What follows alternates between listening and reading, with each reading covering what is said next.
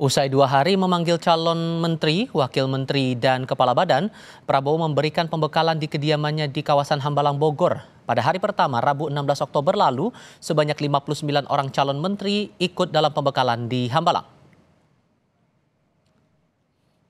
Sementara pada hari kedua, hari Kamis 18 Oktober, total 54 orang calon wakil menteri ikut dalam pembekalan ini. Total 113 orang mengikuti pembekalan selama 2 hari di Hambalang.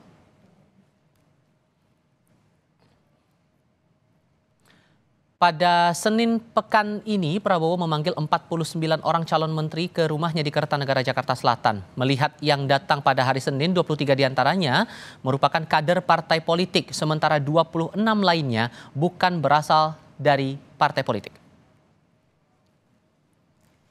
Kita lihat data lain untuk calon wakil menteri dan calon kepala badan yang dipanggil pada Selasa lalu. Dari 59 orang yang datang ke Kertanegara, 24 orang diantaranya berasal dari partai politik. Sementara 35 orang lainnya bukan dari kalangan partai politik. Meski beberapa diantaranya juga merupakan relawan.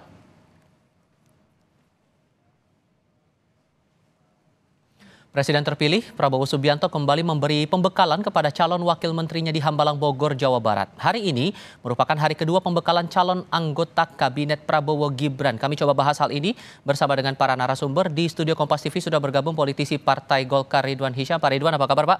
Baik, sehat. Terima kasih sudah bergabung bersama kami. Dan lewat sambungan dalam jaringan bergabung juga pengamat politik dari Badan Riset dan Inovasi Nasional Firman Nun. Mas Firman, apa kabar Mas? Baik, alhamdulillah. Terima kasih sudah bergabung bersama kami. Pak Ridwan, saya ke Anda dulu melihat pola yang coba dibentuk oleh pemerintahan baru dengan pembekalan kepada calon menteri, wakil menteri, dan kepala badan. Ini Anda rasa merupakan hal baru untuk menguatkan posisi pemerintahan baru, menguatkan soliditas, atau ada hal lain sebetulnya yang coba ditargetkan dari pembekalan 2 hari ini? Saya melihat background daripada presiden kita, yaitu Pak Prabowo Subianto. Pak Prabowo ini di kader, ya, di tentara. Di kader di tentara. Kita tahu, nggak usah kita bahas, di tentara itu bagaimana. Semua disiplin, materi semua itu diberikan, didoktrin istilahnya itu. Setelah itu berpolitik di Golkar. Karena dulu Golkar itu ABRI itu masuk bagian daripada Golkar kan, birokrasi PNS itu bagian dari Golkar. Di zaman Orde Baru ini semua terjadi. Kita pernah ada penataran ini, penataran politisi di kader, mahasiswa di kader, semua dikasih di istilahnya itu di briefing. Nah, agar mempunyai karakter. Nah, Pak Prabowo melakukan itu, dan itu adalah sangat tepat dan sangat baik sekali di dalam rangka melakukan perubahan. Karena terus terang sejak kita reformasi tahun 98, 99 sampai kemarin itu situasi politiknya saya tidak usah cerita. Ya seperti ini kejadiannya. Tidak ada kejelasan ke sana kemari. Di era Pak Prabowo, di era Pak Jokowi lah, di periode kedua, jadi pada waktu masuk Indonesia Maju sudah mulai tertata ke arah sana. Yaitu di dalam rangka membuat program Indonesia Maju menuju Indonesia Emas.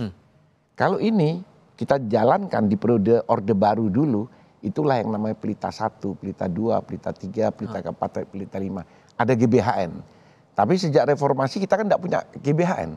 Karena Undang-Undang Dasar 45 kan sudah dirubah menjadi Undang-Undang 2002 itu kan.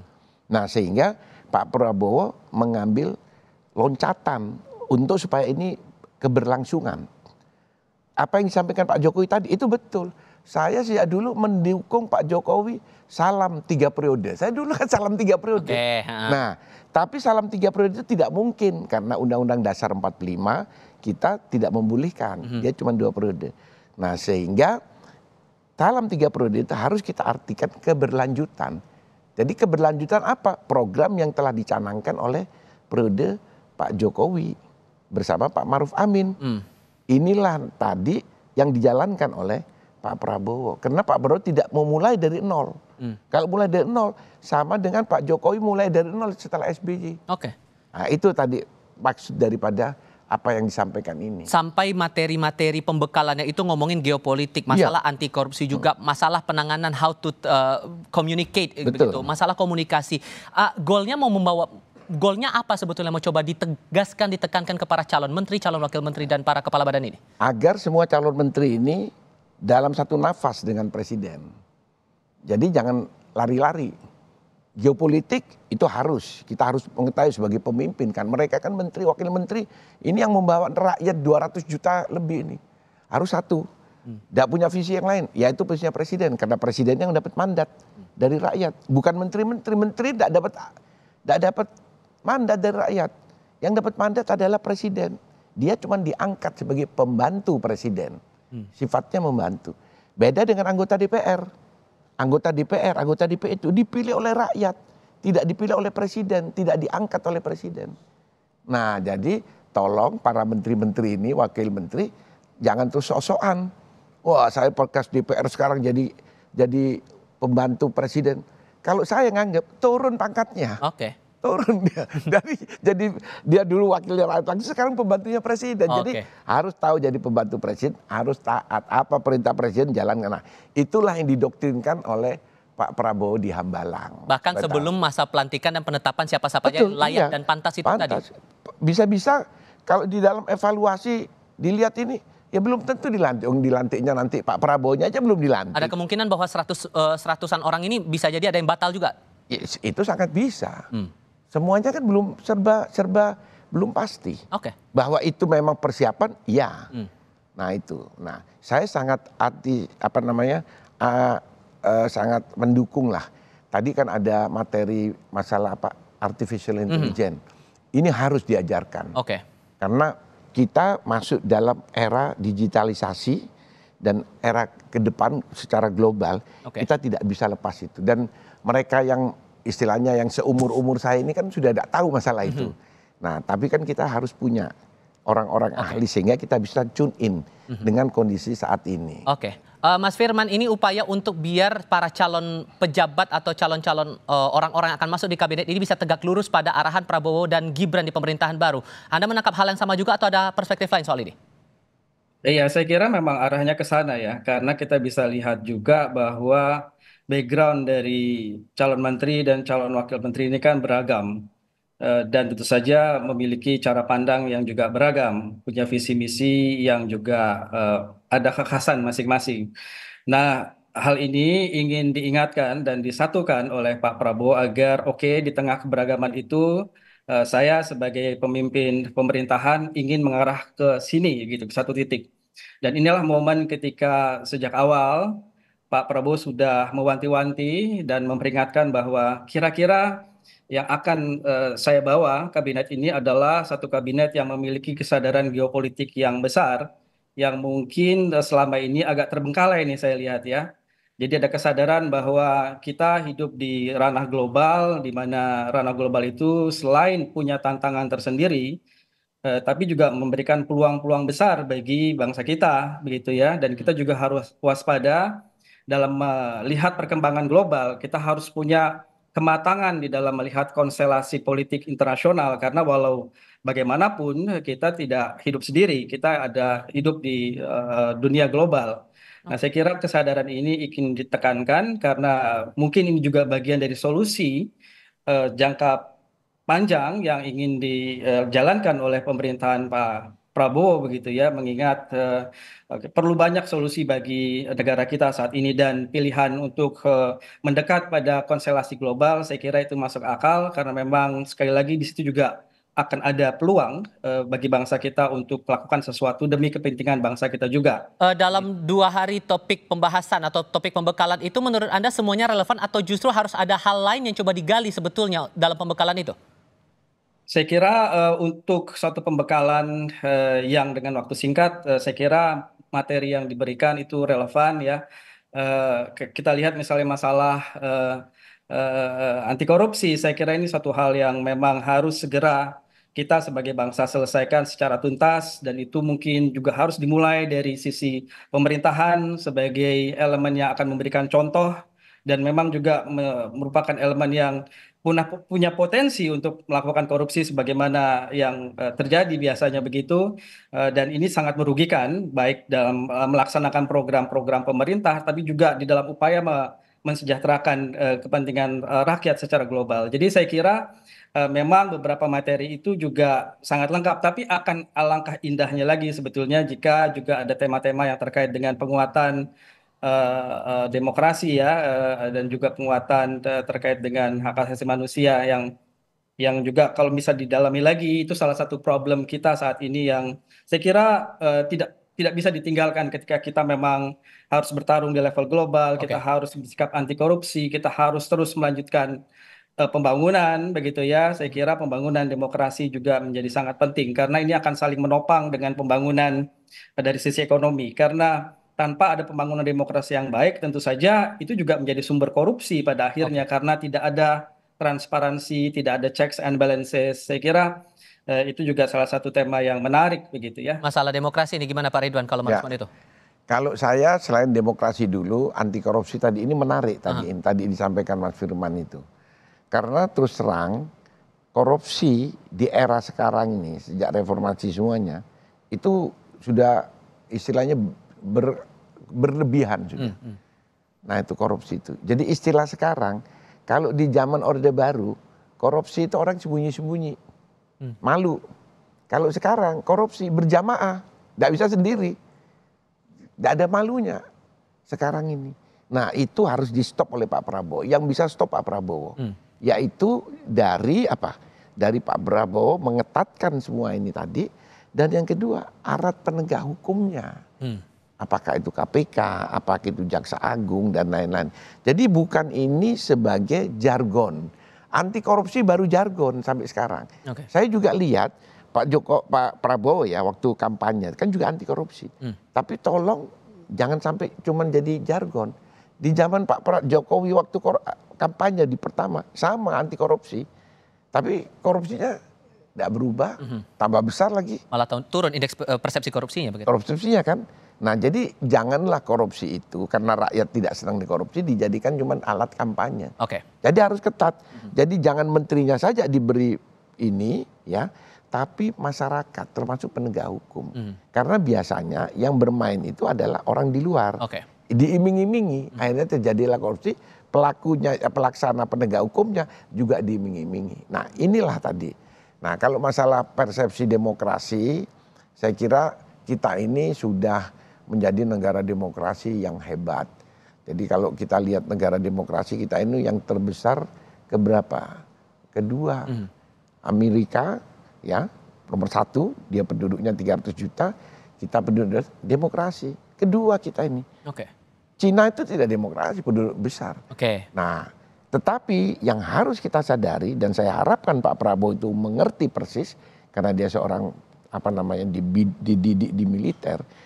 Demokrasi yang diinginkan oleh pendiri bangsa ini adalah demokrasi Pancasila. Oke. Bukan demokrasi liberal yang sekarang terjadi di Indonesia. Demokrasi Pancasila, demokrasi gotong royong, yaitu demokrasi yang melalui proses musyawarah. Itu tidak dijalankan sekarang itu.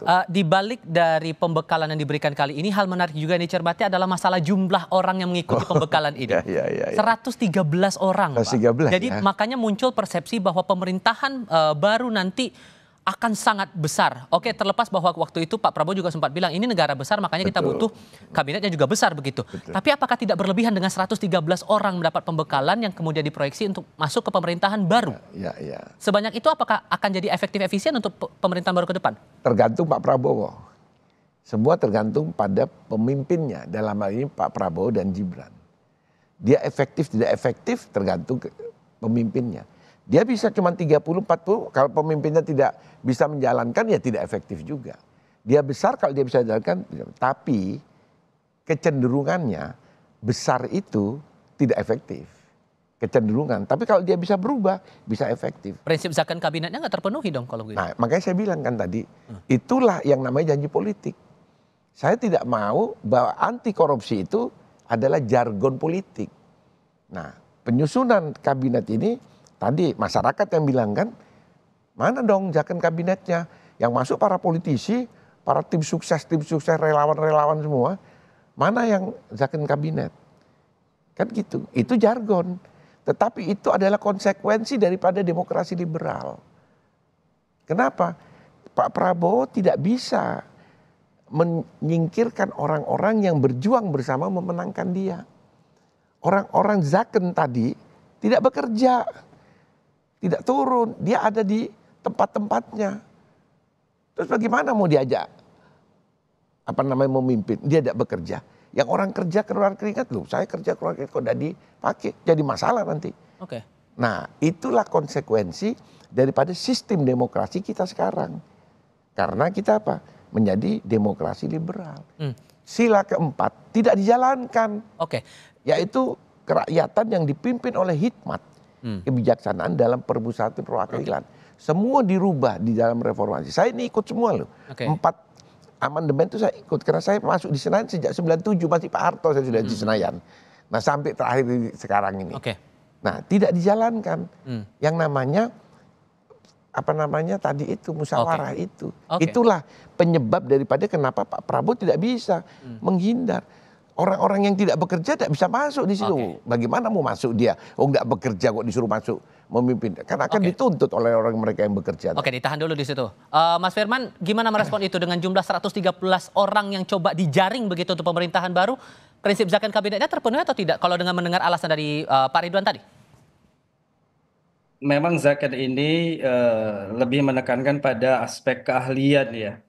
Ya dia bisa eksis di sebuah pemerintahan yang tidak besar, tapi juga bisa saja hadir di pemerintahan yang besar. Sejauh memang yang mengisi itu memang orang-orang yang ahli, yang paham betul apa yang menjadi tugasnya nanti begitu ya. Hanya saja problemnya apakah memang harus sebesar itu? Karena kalau kita melakukan perbandingan pada negara-negara lain, ada negara-negara besar dengan urusan yang demikian besar, dengan urusan yang bahkan sangat global itu kementeriannya tidak banyak ya.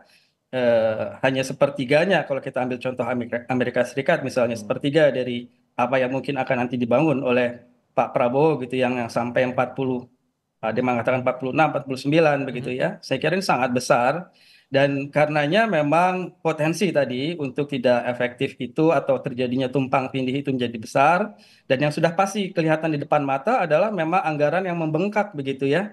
Hasil kajian dari satu pusat studi atau hasil riset Celios ya, kajian itu misalnya memprediksi bahwa dengan bertambahnya jumlah menteri dan wakil menteri ini kan akan terkait dengan masalah fasilitas, pengadaan sarana dan prasarana, beberapa tunjangan, gaji dan lain-lain. SDM terutama juga ya. Betul, SDM, merekrut SDM, saya kira ini juga akan membawa dampak pada postur APBN kita yang menurut catatan lembaga riset tersebut itu bisa ada penambahan sekitar 1,95 triliun itu untuk konsekuensi dari penambahan menteri dan juga wakil menteri di situ. Hanya saja memang nuansa yang mau dibangun ini kan memang satu kompensasi politik ya dari sebuah komitmen untuk membangun kebersamaan, karena mungkin keyakinannya adalah semakin besar yang terlibat itu potensi semakin besarnya berhasil juga besar. Itu mungkin yang diyakini oleh Pak Prabowo begitu ya. Meskipun sekali lagi ini tergantung juga gaya leadership beliau dan juga komitmen dari para menteri untuk memang benar-benar bekerja demi kepentingan masyarakat banyak bagi bangsa dan negara, bukan bagi kepentingan kelompok atau kepentingan pribadinya begitu. Nah, kita lihat apakah memang akhirnya hakikat Zakon keahlian itu betul-betul terrefleksi atau tercermin dari kinerja yang nantinya dilakukan oleh para menteri-menteri, atau ini hanya sekedar jargon saja. Oke, singkat saja, apakah 113 ini Pak Ridwan akan kemungkinan berpotensi berkurang lagi? Ya, itu hak prerogatif presiden. Jadi saya tidak bisa mengatakan bahwa ini efektif atau tidak, karena itu hak prerogatif presiden. Tetapi sejarah pernah membuktikan, sejarah Indonesia, kita merdeka tahun 45, pernah yang namanya menteri sampai 100. Namanya kabinet 100 menteri di zaman Bung Karno. Cuma tidak sampai 1 bulan jatuh. Ya mungkin terus terjadi tidak kosinkronan. Masalah soliditas itulah yang jadi pertanyaan. Ya makanya tadi sudah dijelaskan oleh pakar kita kan. Kalau saya kan bukan pakar, saya ini kan politisi, praktisi kan. Jadi saya cuma bisa menyatakan fakta-fakta. Faktanya ada kabinet 100 menterinya Bung Karno jatuh. Karena tadi macam-macam kita lihat di sejarah dia. Nah, mudah-mudahan dengan gaya kepemimpinannya Pak Prabowo bisa mengendalikan. Tapi saya juga khawatir Jangan-jangan nanti Pak Prabowo tidak mikir yang macam-macam, dia memikirkan para menterinya sendiri. Oke. Ada lari sana, lari sini, kamu Oke. gini. Akhirnya tidak kerja dia. Bagaimana mau ke depan? Nah itu Oke. salah satu tantangan. Yang menarik adalah apakah 113 ini tetap fix semuanya akan dipertahankan sampai Ya. pemerintahan nanti dieksekusi, dan nama kementeriannya seperti apa dan tugas-tugasnya seperti apa. Karena kan yang sekarang beredar juga jumlah kementerian masih beredar simpang Ya. 40 sampai 48 dan sebagainya. Ini masih butuh kepastian lagi. Pak Ridwan, terima Ya. kasih banyak sudah berdialog bersama kami. Mas Firman juga terima kasih sudah bergabung lewat sambungan dalam jaringan bersama kami. Sehat selalu semuanya.